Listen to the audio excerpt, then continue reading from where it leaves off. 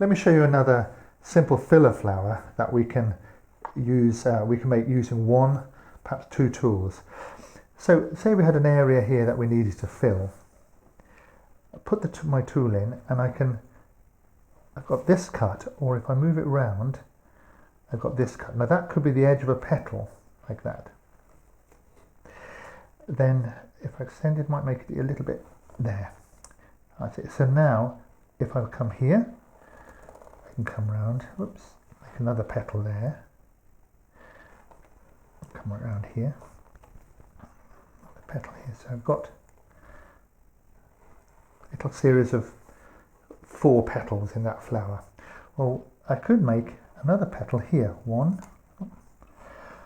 You have to lift the corner up every time you shunt it through. So there's 1,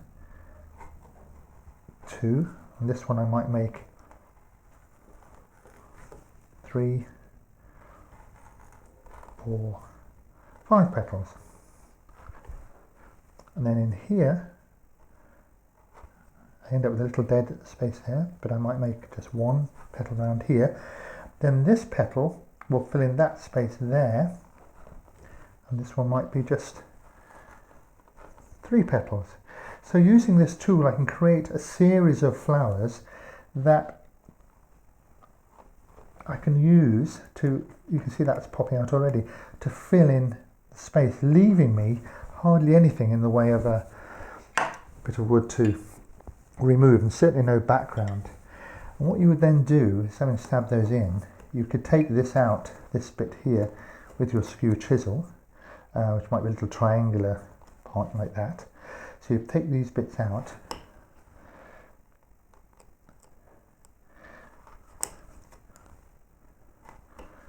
like so,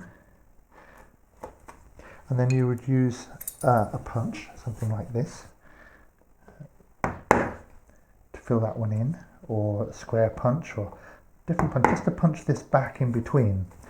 So what we'll end up with is a series of fairly loose petals that don't necessarily make a flower, but when grouped together like this, can make quite a nice little effect. And this is flat, but we will do these at angles when we're on the swag. We can put a little centre in here, pop something out there like that. We can use our skew chisel, which I can find here, to make a little bit more of these bits in here like this. So we could add something like that to the petals.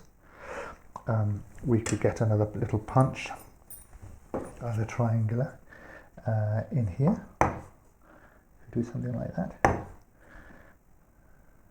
just little marks, or we could add a little groove in here. We could make, if we're careful, we can make a little rounded bit in the middle by coming over and just taking out little pieces like this. So we can start ringing the changes on the flowers themselves, like that. So this is just a quick way of filling in any space, and what we're trying to do is leave as little in between as possible.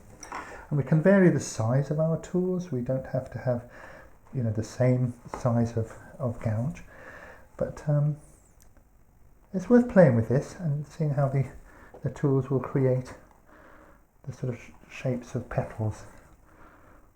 Filling spaces, another 3-1 here. And again, the most important thing I would just say is to push the corner in, down in here, so you help relieve that piece of wood.